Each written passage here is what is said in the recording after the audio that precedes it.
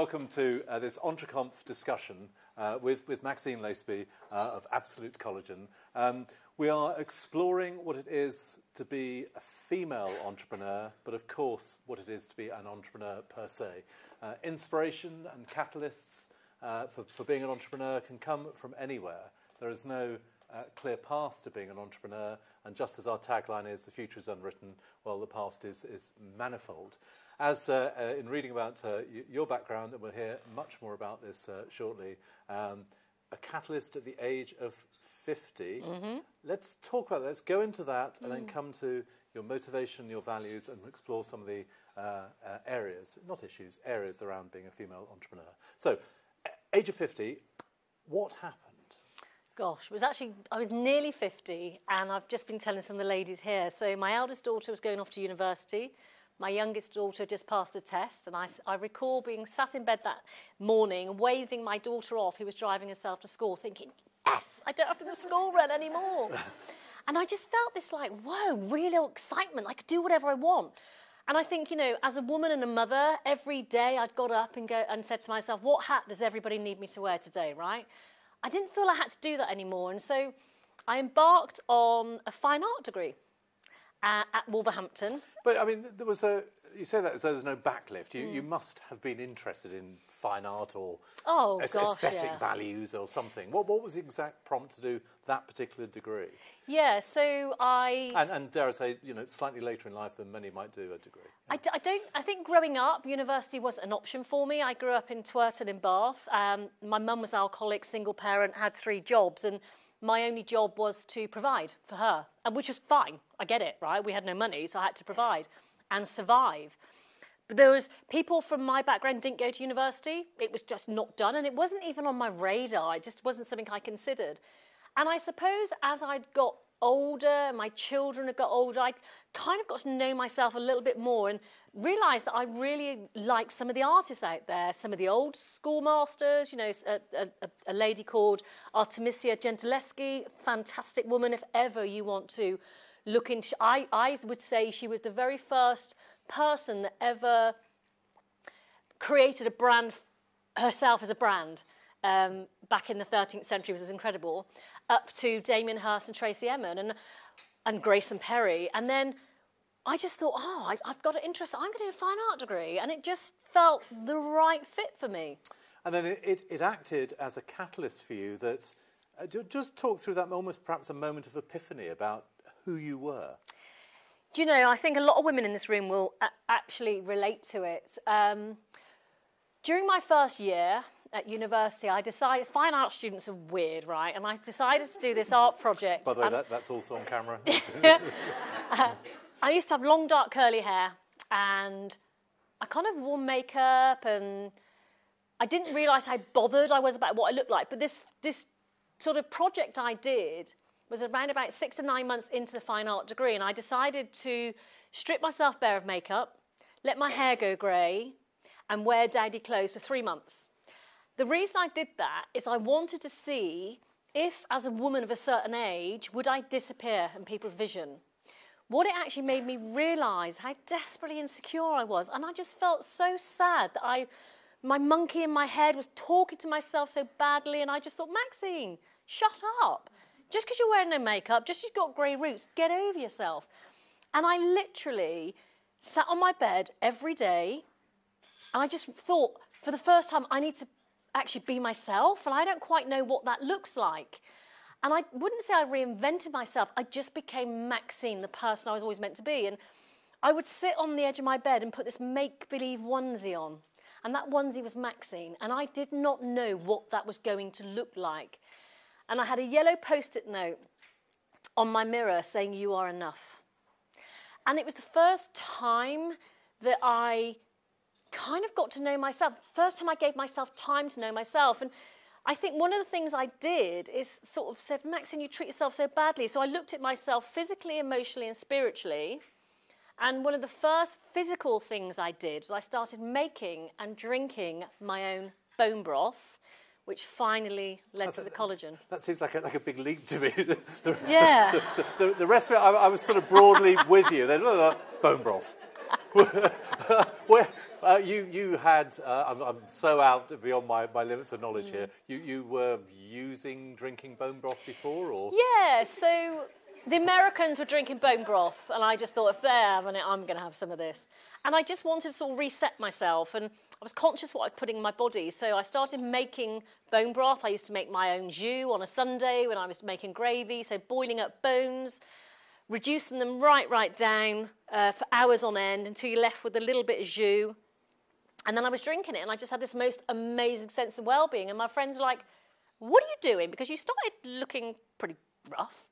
And now you're... That's what friends are for. Yeah. Only friends can say that. Absolutely. And now you're kind of... There's something about you. You're glowing. And I literally became known as the bone broth dealer. If I ran out of bone broth, I would run a mile. I was scared. But I was cooking up these big vats. And my daughter will always tell a story. She's my co-founder. And she says, oh, Mum knocked on my door once. She had a nose piercing. She had these big grey roots. She had her hair cut off. She had no makeup on. She had this massive tattoo. And she was cooking up bones. And I thought, what the hell's going on? And that's really how, yeah, that's how it started. Crazy. Far under crazy indeed. Jane particularly, you've probably never seen me speechless before, but I'm speechless at that. I'm going to refer to two quotes that you choose to self-describe. This is on LinkedIn, but it's a public way that you describe yourself. Here's one phrase. You state, of course, you're a co-founder of Absolute Collagen, and we'll come on to that as a business, as an entrepreneurial business shortly. But quote, and another underestimated everyday woman. Underestimated how and why? Well, perhaps the first thing is I probably underestimated myself.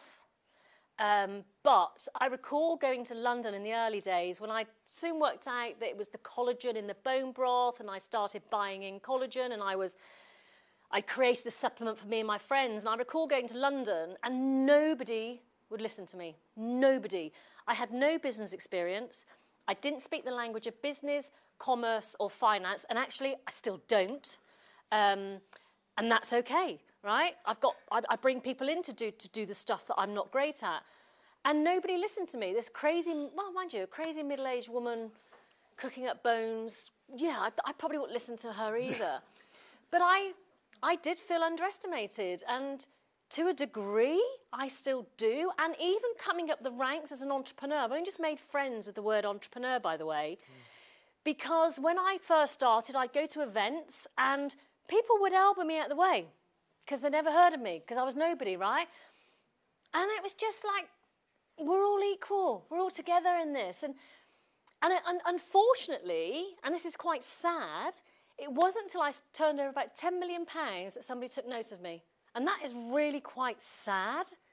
And that was at the Alison Rose report. Yeah, and I couldn't get my bank to call me back. And I just said to Alison Rose, how do I get my bank to call me back? You know, all I want is a phone call. And that set off a catalogue of events that led to, I guess, me being recognised and not underestimated. So, yeah, I did this portrait for a lady artist a couple of years ago. And she said, turn up, do what you want, wear what you want. And I sort of, you know, I put this out. I thought that's fairly dangerous advice to you. Well, it is actually. I know we've only fairly recently met, but gosh. And do you know what I did? I put this outfit on, I came out and I looked in the mirror and I thought, something's missing. I went back in and I got some makeup and I just put 2 stripes like that. Because I felt like I was going to battle every single day. Wow. Now, is that because I'm a woman? Or is it because I have no experience? I don't know. But that's how it felt. And what I'm hearing is that is actually normal. Yeah, you've anticipated the question there, the degree to which you felt underestimated, even words in your mouth, even an outsider. Yep. Maybe partly age, relatively later to be starting a business. Maybe the not having been to university, but I mean, that's true of, you know, my generation, multiple, the vast majority didn't. Even now, it's only 40% or so that do. Or female. And could you cite anything around that time that led you to think that it was, at least in part because you're a woman, that you were being underestimated? I can cite exactly what it was. Okay. I believe it was because I self-funded. And I think that's because women, and I can only talk for myself and the women I know, were very humble, right? We just get on with the job in hand, we get on with it and we do it quietly. And self-funding for me was really important. I didn't want, it just was not an option to go for funding. And had I gone for funding, had I borrowed a couple of £100 from the bank, they would have definitely been phoning me every single day, right? But because I didn't, I went completely under the radar. And that's definitely what I cite it to. Do you think that, and I do slightly hesitate before getting into amateur psychology, but do you think that sense of being underestimated has actually been a spur for you to sort of prove yourself to whomever, but prove yourself to yourself? Oh, 100%. Right. You know, I look at my childhood, and I'm a patron of the Prince's Trust, and I do some work with the young enterprise, and there's a lot of kids that come through that are very, very tough backgrounds, and I can relate to them, and I sort of say to them all, you've got skills that you do not know you've got. So my biggest skill is intuition, and I learnt that from being very lonely, very cold, very hungry, very scared child on my own. But today, it's what's made my business so successful, is I can walk into any room and I can go, I get it. I can read a room. And so part of that is, I did have to prove myself. I'm ADHD, so at school they thought I was batshit crazy, and they probably got that right as well. But I think outside the box. It's who I am, and there's always been, I suppose, maybe not proving yourself so much, but maybe providing. I was the adult in my relationship as a family with my mum, and right. I had to look after her. I had to provide for her. In a sense, hearing your story, you've been that provider, or were that provider, until your kids were of an age. Yeah. And that's the point, that's almost that moment of epiphany for you personally, that you could almost not stop being a provider, you could redefine yourself. Yeah, I think when I married a successful businessman, and we were happy for many years. We had 2 children. And Rob and I discussed this recently, actually. I'm very good friends with him, by the way. We've got a great relationship, and I adore his new wife, love her to bits. And there was no room for me in business within that marriage, because he was successful. And I said to you before we started to talk, when I met you earlier, I looked at my life, and we just bought this beautiful house in France, spent a year doing up, and it sounds so bad. All I could see was long lunches and holidays, and I just thought, this is not a purpose I signed up for. I need more than this. And leaving Rob was really, really hard. It was the hardest thing I've ever done in my life. It really, even when I talk about it now, because I took my children away from a brilliant life. My eldest daughter cried like an animal for 3 months. I'd find her on the kitchen floor in the middle of the night. It was horrendous. But I knew I just knew I had to do it, and I also knew that in doing that, I would allow my girls to see what's possible. And I had to do that. And my girls will tell you today that, first of all, they can never see me and their dad together. That's absolutely fine. But secondly, they see possibilities, and, we've got a great relationship. Back to this thing about self-definition. The first experience on your LinkedIn profile is mother. And I wonder why it is important for you to define yourself, or at least, if not define, contextualise yourself as a mother first. And a related question, of course, can you, and have you experienced a man ever describing himself first as a father? That is a really interesting point that I've never, ever thought about. I've got a friend who goes mad with me when I say I was put on this earth to be a mother. And she says, oh, Maxine.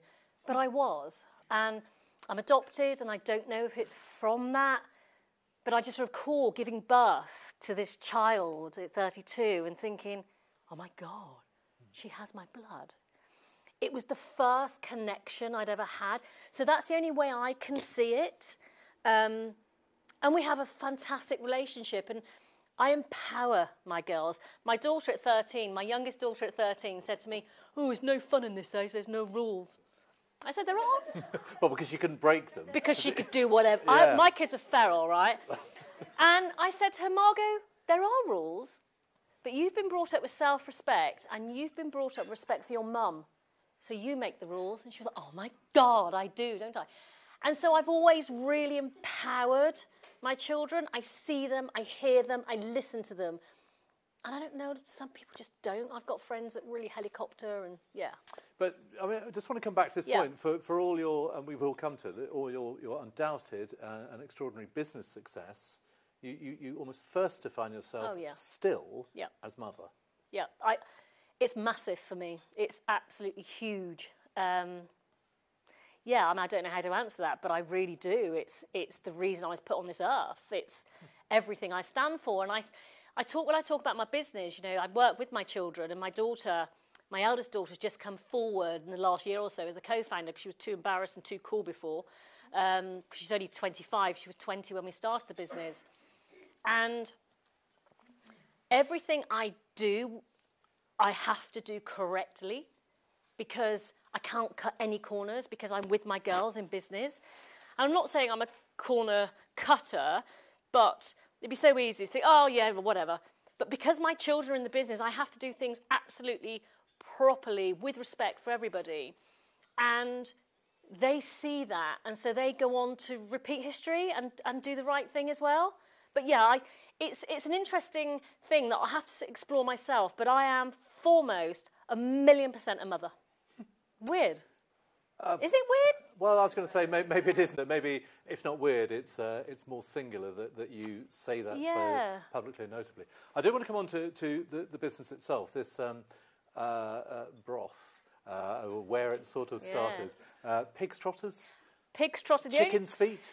Yeah, so I did lots of research. I barely switched on a computer, but I did some load of Googling, and I kind of worked out, after speaking to scientists, that whenever I let the bone broth settle, a jelly would form on top, and something told me it was that jelly that was doing it. So I'd worked out after a few months that the jelly was collagen. And you used to eat it? Yeah. But didn't it taste foul? No, actually, if you reduce it, it just tastes like a really strong jus. It's lovely, actually. Okay.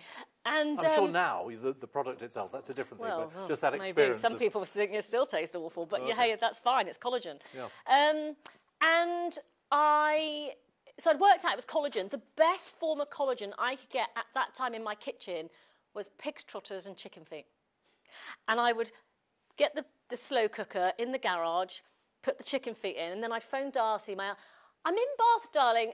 There's some chicken feet in the garage, and she just laughs about that. But what is so weird is my eldest daughter, Darcy, went to university at the same time as me. There was no mention of collagen. Darcy's work at university was on collagen. So, you know, we kind of, obviously I discovered it, and then she did lots of work on it, so we worked quite well together. But presumably there were multinational beauty companies or pharma companies or whatever who were coming from a very different perspective to the same conclusion. No. No? Not at that time. We were the first. You were the first. When I looked out from my computer in my pots, there were skin supplements, but nobody was collagen. I knew it was collagen that was doing what it was doing and nothing else. So I wanted just a collagen shot, and there was nothing out there. I am responsible for the liquid collagen market.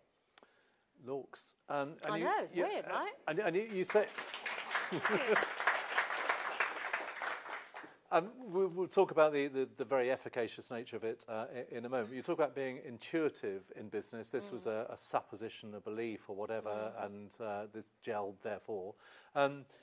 Presumably subsequently you've validated that scientifically through tests and so on. Is the science wholly settled on this yet? No, this is still an outlier territory. Yeah, right. There's two sides to that. So firstly, the only clinical trials that have been done at the moment are by collagen suppliers. So they're kind of biased. So we're doing our own trials next year. We wanted to do them before, but there's been so much of that to put in place. We've employed a doctor, and it's just a massive project that so we're doing our own clinical trials that will be ready in March next year, and I cannot wait for that. Secondly, I've lost my train of thought. Sorry, who's doing the clinical trials? That's through a university? Princeton's. Okay. The big clinical trial people, yeah. Because...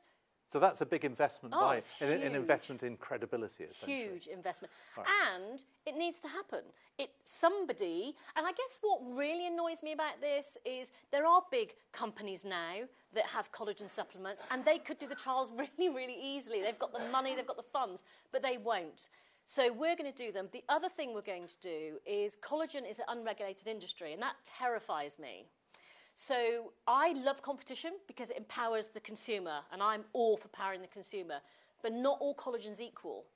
And so some of the collagen you can buy, so most beauty supplements will be marine collagen from fish. But any collagen you buy, whether it's meat or fish, the animal will be pumped, majority, full of antibiotics and hormones. Now, you don't want to be taking that, and I don't want you to be taking that, right? So if I introduce you to collagen, through Absolute Collagen, you come to me, and 6 months' time you think you're going to change, I absolutely respect that you can change. I just want the collagen to be equal. So I'm trying desperately hard to regulate the industry and create the Collagen Council. We've invited all the collagen companies to come. The only one that's piped up that is absolutely brilliant is Vitabiotics, actually.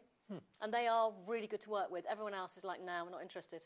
You described collagen as an investment in your body for, I guess, a primarily female audience. And I'm intrigued about the positioning and the perhaps opening it further to a male market. You've got some products on the way on that.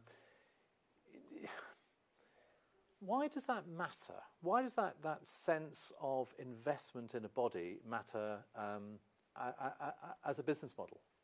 Why would that be something where you can see a future if what you've also been saying at the beginning, it's about self-knowledge, it's about being yourself, the stripped down and so on. This is almost additive, I guess. Yeah, I get that. So I want to be the best version of me. I have absolutely no desire to look 21. In fact, it was hilarious. So within the first 2 years of running the business, Absolute Collagen, we were running from our lounge and our garage and what else. And so Darcy just burst out laughing, and she was absolutely crying with laughter, and I could not stop. Picked her off the floor, crying. I said, what are you laughing at?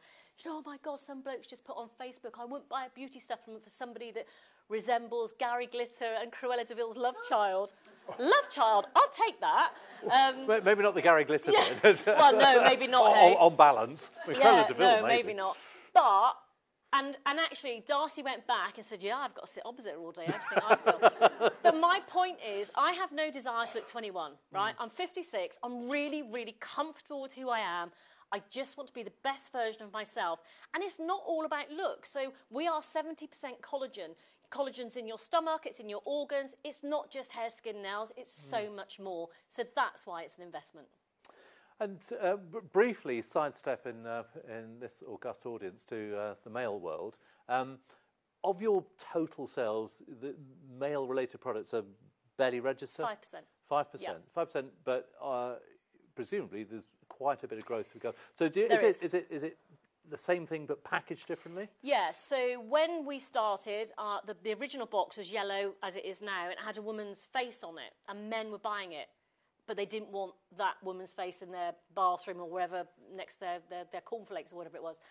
And so I did what Coca-Cola did, and I literally just changed the branding. So exactly the same product, different branding, the look for men.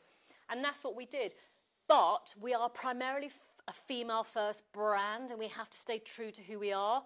We are looking at the male supplement a little bit more, but at being true to who we are, we can't pretend that we're men when we're women, right? So it's something we are looking at. We've obviously got a lot of men in the business, although we're 66% women. But we have to be true to who we are, and we are primarily a female-first brand.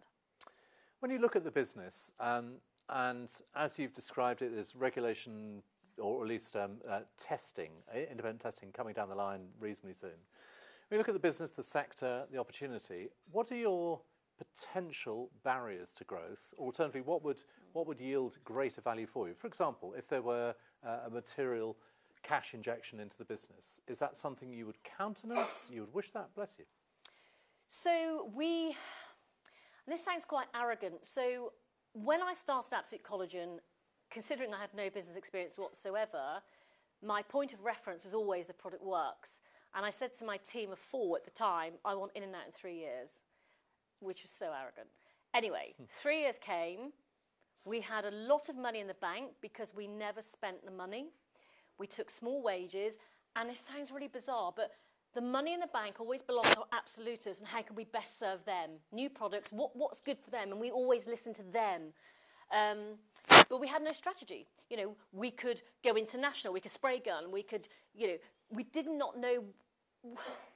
We needed strategy. So I said to the team, because it was no longer just about me, what do you want? And they said, we want to take the business forward. And I said, okay, that's fine, but we need a strategy, so we need investment.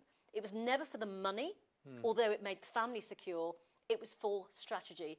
And so December the 16th, 2020, we secured investment and we sold shares as a family. I'm still the main shareholder, and that was definitely the right thing to do. We had 4 offers on the table.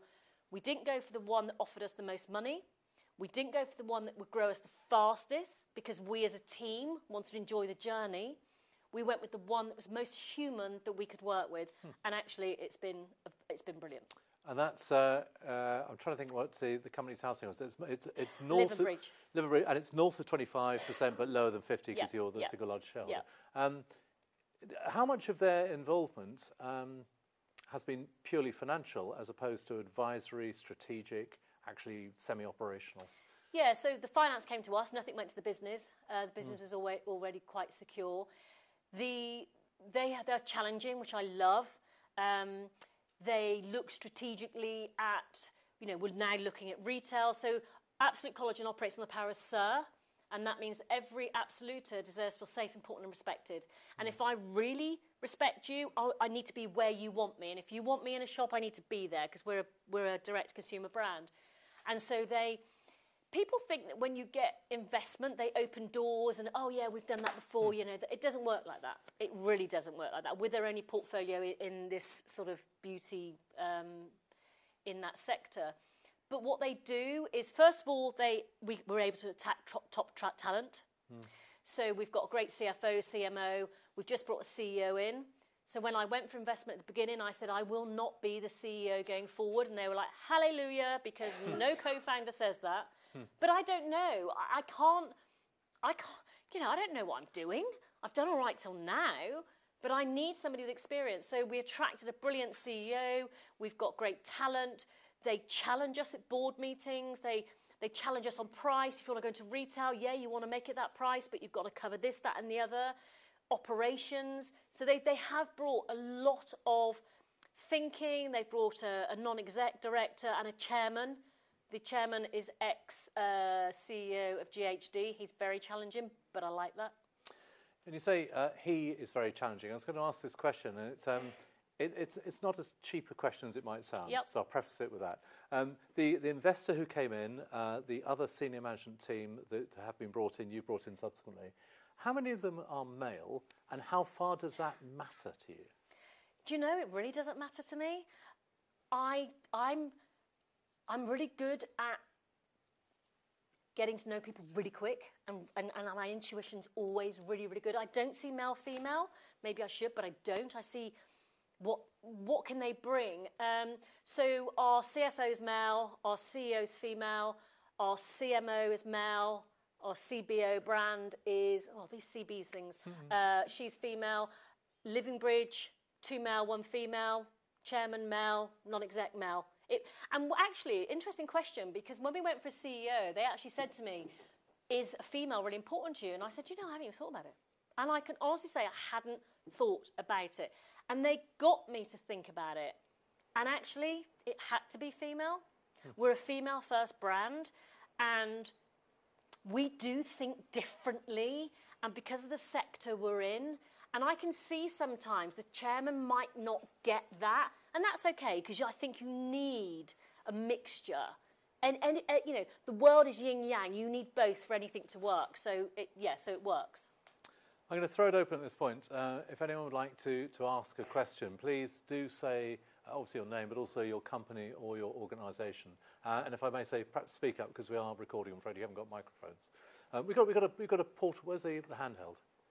Do you want to grab it? So if you'd like to raise your hand, and Claudia will come around with a mic, if so. Go on. I'm sure you've got questions. When someone starts, then lots of others will follow. Yeah. Hi, I'm Anne from Coutts. Hi, Anne. With the clinical trials that are about to begin, how will they actually monitor and gauge the success of the product? Like, how are they going to measure the success of the product?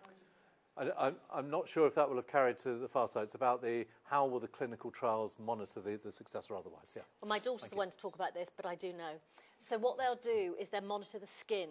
We won't be doing a biopsy on someone's face because I don't think we'll ever get anybody to actually agree to that one. But you can use machines to measure the collagen within the skin. So we're doing two. We're doing one to measure what the collagen does, and we're also doing one to measure what happens when you stop taking the collagen. And how residual, I guess it is, how long-lasting subsequent. Yeah. Claudia. I'll just grab that coffee. Hi, Hi. I'm from Burges Salmon. A fellow ADHD person here. I'm intrigued to know when you were diagnosed and how you feel that has influenced your journey as an entrepreneur. Well, I haven't been officially diagnosed. I'm just going through that now, actually, because I'm writing a book and I feel like I have to get that done. So when I went to art school, I'm dyslexic. All my children are dyslexic, actually. It's 2 stepchildren and my own children, or our own children. And so I went along to be tested for dyslexia, and the lady said to me, do you mind if we spend a bit more time looking at something? Because I really think there's something there. Anyway, she came back, did loads of tests, and she came back, she went, I really think you're ADHD. And I went home, my children went, yeah, we knew that. Absolutely. They were like, yeah, definitely. And what I will say, so I am going through the official diagnosis now because I feel like I need to. If I'm going to speak about it and really own it, I need to make sure that it's credible, and I know that I am, by the way. I believe that Absolute Collagen would not be here today had I not been solution-focused and ADHD. Because when you're ADHD, as you know, you think around. I've got probably 6, 7 conversations going on in my head right now.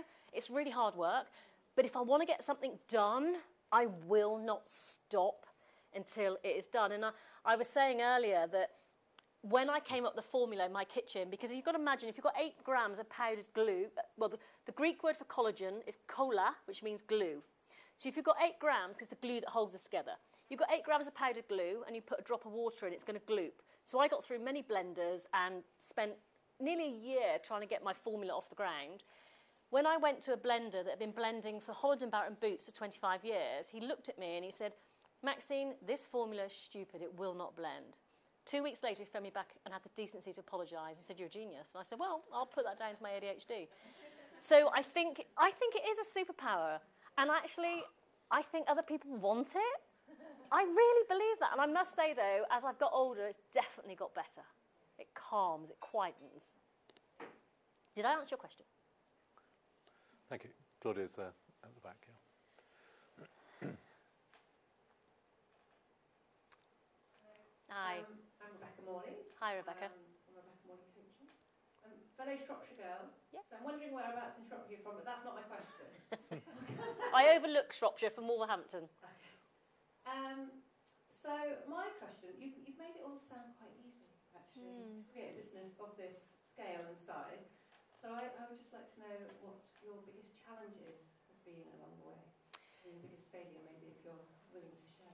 Do you know, that's a really good question, and it's not easy, right? Business, everything's signposted, right? But it's damn hard work. As women, we are known for our ability to being able to overcome endurance. We're built for endurance, right? And yes, it was bloody hard. And when I look back, and it's really easy to forget, my youngest daughter, Margot, would go off to school. I'd be at my desk. She'd come home lunchtime. I'd be at my desk. Still in my dressing gown. She'd come home dinner time. I'd be at my desk. She'd go out. She'd come back 1 o'clock. If it was a Saturday or whenever, I'd still be at my desk. And I forget that. And I think it was harder because I had no business experience. I didn't know how to work a computer.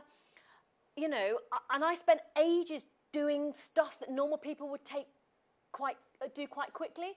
But I think naivety of that actually assisted as well. And I just don't think I think anything's possible, right? I really do. And I will give anything a go. And I suppose there is some luck. It was creating a formula when a market was ready for it. you know, people were ready. I spent a lot of money and a lot of time educating people on collagen, but it was the right time. But yeah, I mean, it was hard work. My biggest failure, God, I had so many. Let me have a think about that. I'll come back to you. I'll make sure we come back to that. Yeah, and hand in hand with not failures a bit much, but setbacks, but also what you've learned from them. But we'll come back to that in a moment. At the back, please. Yeah. Yeah, I'm about to say the lady at the back, but of course it's all women. They're all ladies. Yeah. I'm not often called a lady. Oh, I know. Rachel Mostyn from the Women's Right Hub 2. I just love your energy and it's awesome. I'm interested to know, I guess particularly as you mentioned the ADHD as well, how you switch off, if you switch off, and whether you have any kind of work-life balance, if that's even a thing. Interesting question. I do switch off now, but the only way I can switch off is by running till I'm pretty exhausted. And that's not great. I used to drink till I was exhausted, but that stopped 10 years ago. My daughter's hair fell out, and I thought, okay, this has to stop now. So now it's running. And I do run. I love my running, but I will sometimes run a little bit too much so that I can just go, oh, that feels really good. And I suppose a couple of people asked me this question recently, actually, about you go to so many events, you know, where do you get your energy from? I live alone. I spend my guilty pleasure is being alone. And I am a introvert extrovert, so I love people, but I get my energy from being alone. So I crave nothing more than going, I got 2 days on my own. Oh my God. You know, and I'll just have a little bit of breakfast, go out for a run, and I literally just spend time with myself, which is very self-absorbent, really, but I love it. And it's come Monday, I'm kind of like ready to go again. But I guess it's knowing yourself, and I think business does allow you to get to know yourself, which is great. Yeah, whatever works. Absolutely. Yeah, I guess. Yeah. You're not going to shout at me, are you? What year did you start at Absolute Collagen? So I went to university the back end of 2015. I created formulas in my kitchen for about the whole of 2016, and the website went live December 2016. The official launch, because we switched the website on and looked for faults and everything, was May the 21st, 2017. Yeah. What were you doing before you got it? Well, nothing really. I mean, it sounds really awful because I was doing something. So when I met my ex-husband, I gave up work to look after his children. I happily gave up work to look after his children. Then we had children of our own. So I hadn't written a cheque. No one writes cheques anymore, right? But I hadn't written a cheque for 18 years. And I recall leaving my husband and booking a flight to take my children on to a friend's abroad. And I panicked.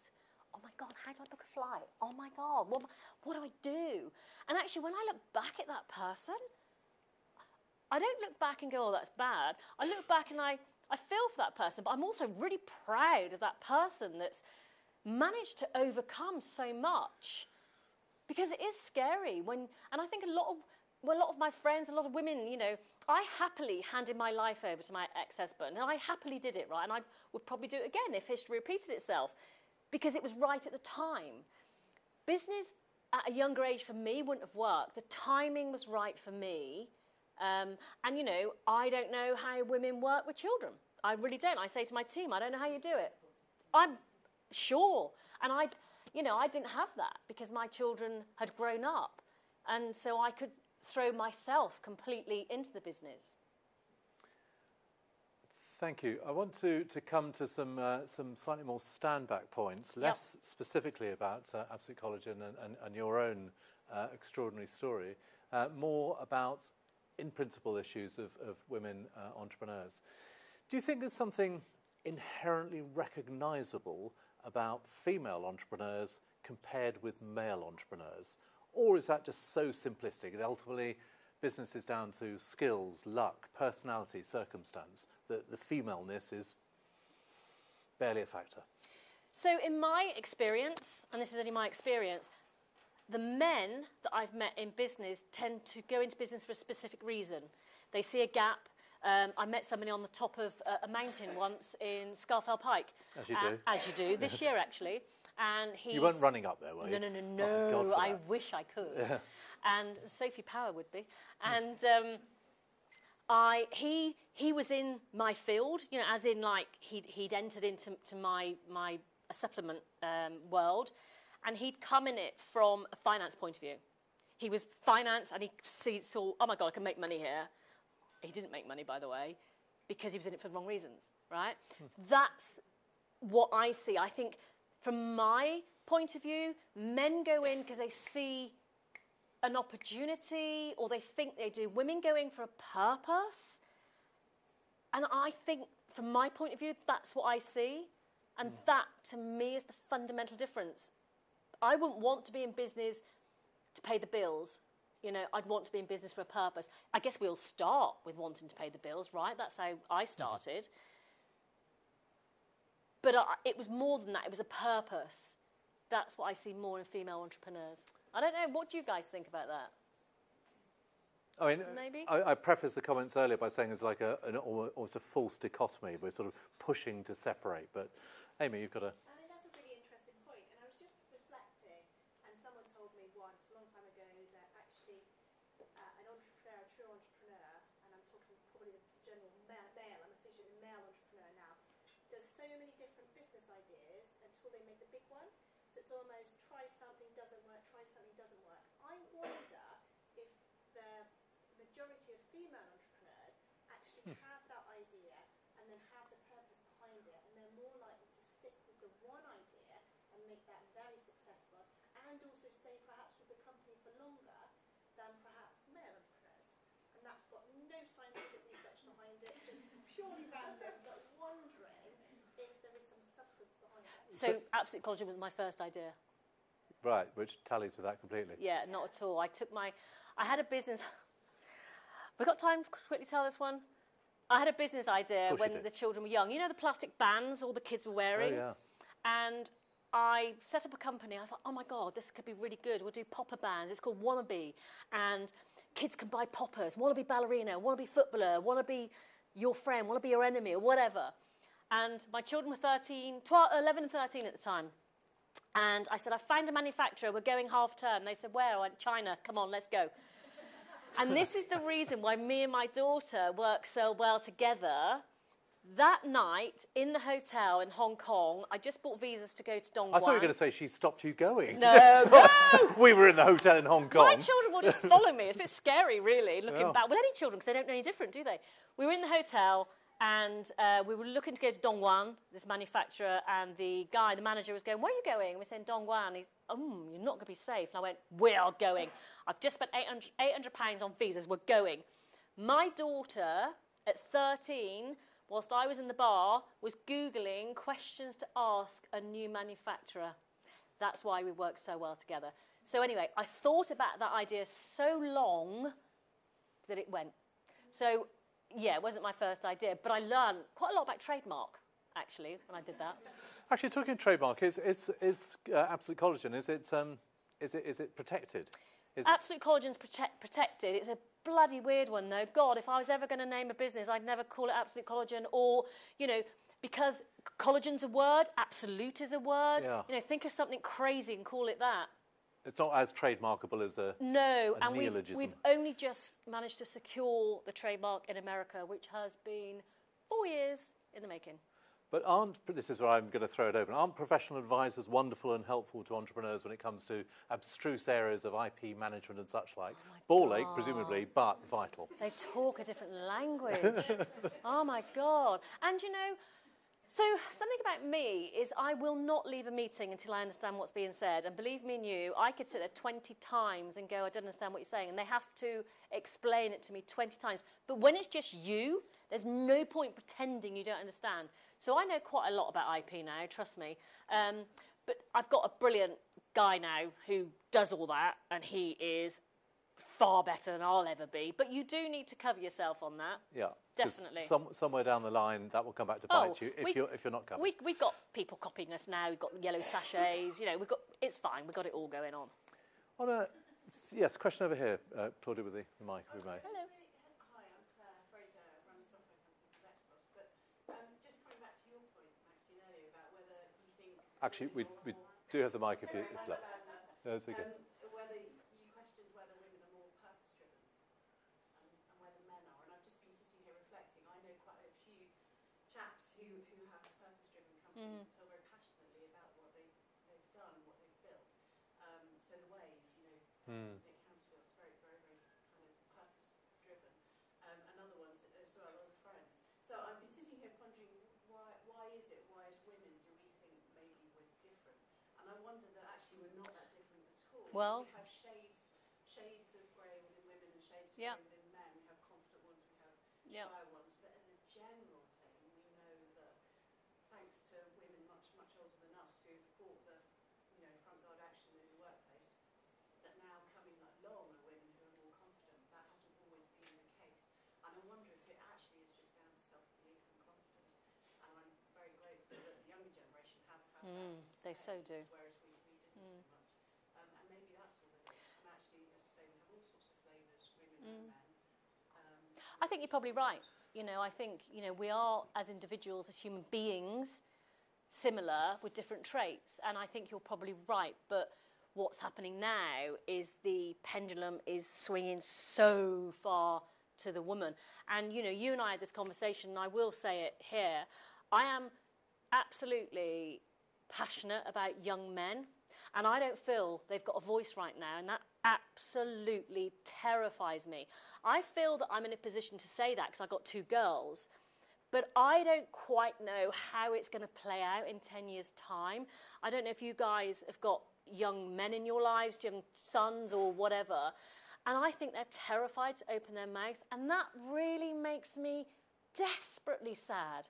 I've got people at work that are terrified to go into the kitchen and have a conversation with anybody just in case they say the wrong thing, and so, but again, the pendulum has to swing for it to come back. And, you and I had the conversation. I think we, as women, will be the people that bring that conversation forward because we already are, right?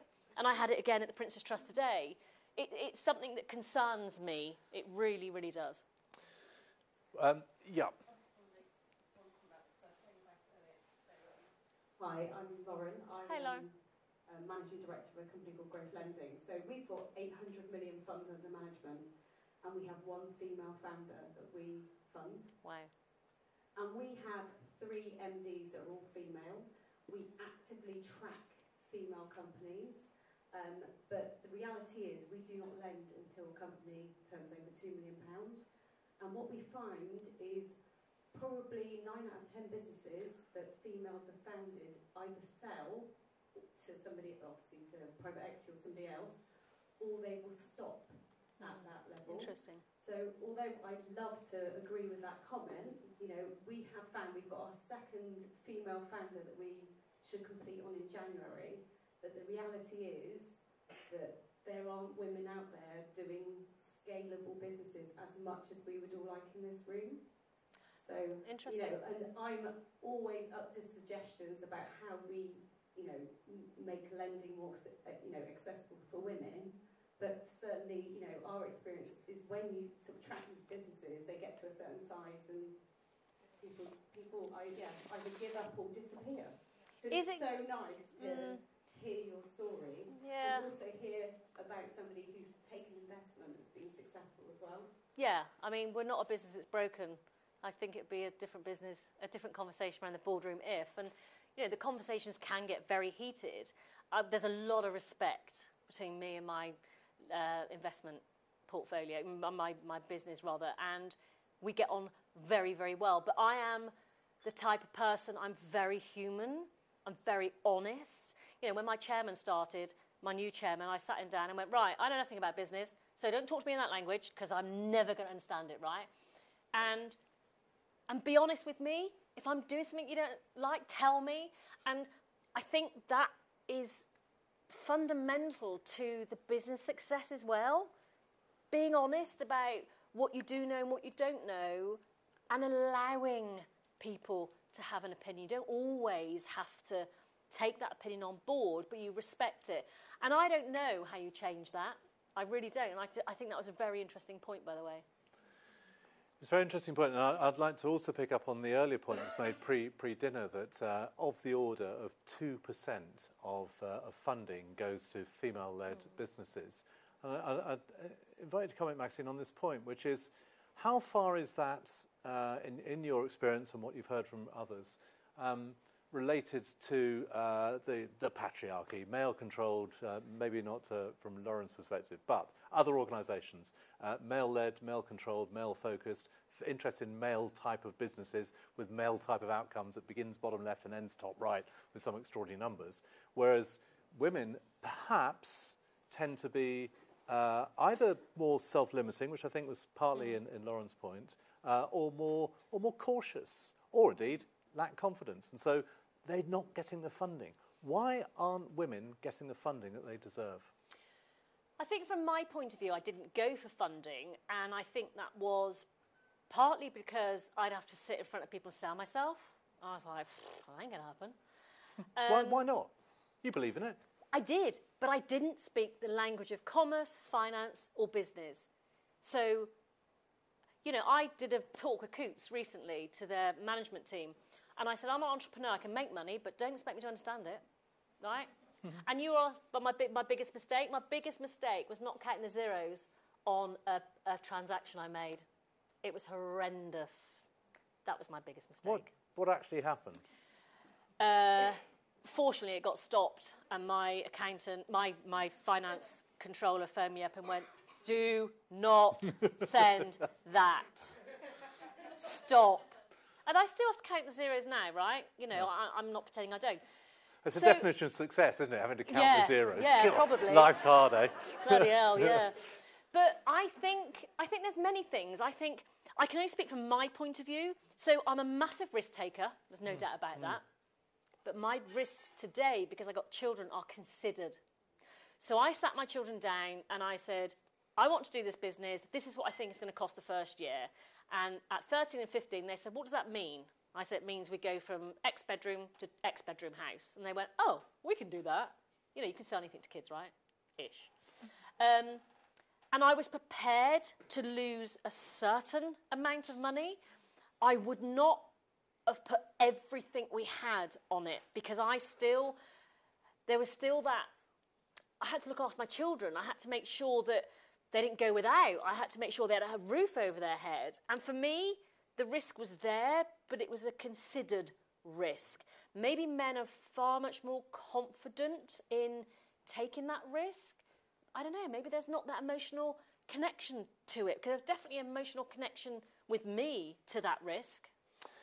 Maybe it's, and we're straying into deep areas here, maybe it's to do with the male psyche, female psyche. I'd say yes. If you see the analysis of drivers, far more men think they're above average drivers than women do. In reality, actually, is slightly the other way, but it's certainly nowhere near there in any case. Blokes bullshit. Discuss. Don't. Yeah, and you know, I don't know if it is bullshit, but you know, there's that statistic, isn't there? As a man will go for an interview and say, oh, I could do 80% of that job. A woman will go and say, shit, there's 20% I can't do. So maybe we need to change the language that we, you know, and something that I discovered myself is the way I speak to myself, or I used to speak to myself, was so terrible. And now if I hear myself putting myself down, I laugh. There you go again, Max. There you go again, you know.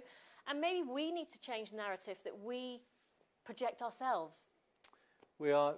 Thank you. We are coming towards the end of this. I've got two last questions, but I'll just take any others if they are about to put your hands up. No. Two last questions. One about the business.